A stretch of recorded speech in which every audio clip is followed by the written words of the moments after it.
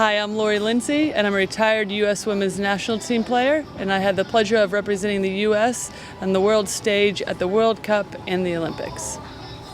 Since my retirement, I've been traveling the world as a sports envoy on behalf of the State Department, and on this trip I've had the pleasure of visiting New Zealand and Samoa. Shortly after I landed in New Zealand, I attended the Proud to Play opening ceremonies, and it was exciting because I got to meet some of the athletes competing, but I also got to meet Mayor Lynn Brown and MP Louisa Wall. It was my first time experiencing Maori culture, and I was blown away by the pōwhiri. As part of Auckland Pride Week, I attended Big Gay Out, where I was on stage with Buckwheat. I'm honored to be here and to participate in all the Auckland Pride festivities, including the Proud to Play games. And I presented medals to some of the runners from the Proud to Play New Zealand.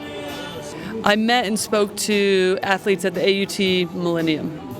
Many of the questions were centered around my strength training and a lot of the work that I did off the field, not just on the field, but off the field mainly. I would like to recognize Craig Watson, who organized Proud to Play New Zealand and the Youth Conference during Pride Week. At the Youth Conference, one of the highlights was meeting Blake Skellerup, a former speed skater Olympian for New Zealand. Also a fellow ambassador for Athlete Ally, which is an organization that I support, or we both support, from the United States. I think one of the highlights of the Youth Conference was I was able to speak to LGBTQ youth on my experiences as an out athlete in the U.S. and kind of what it's like to create an inclusive environment within sports. It was lovely attending Mount Albert Grammar School and practicing with them, even though it was their first training session together. But I was able to speak to kids about nutrition, recovery, and getting to the next level in their sport. A lot of the players were competing or are competing on the U17 girls national team, and they have a bright future ahead of them. So it's good to kind of go and have a kick around with them and giving them a few pointers.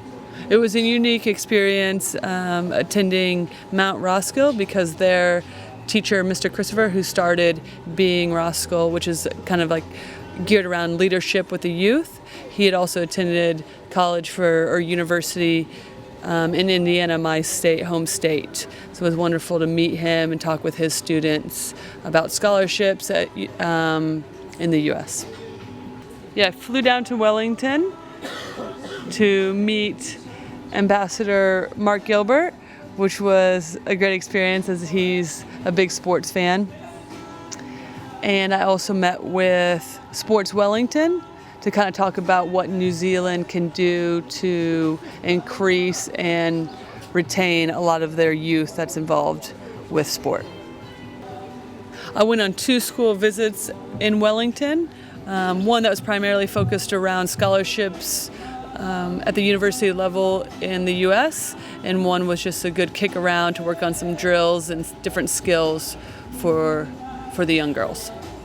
One thing that I loved about the New Zealand trip is that it incorporated both LGBTQ plus soccer, and those are 2 areas in my life that I'm very passionate about, so I was excited to kind of mesh the 2 of them for the first time on a sports envoy trip.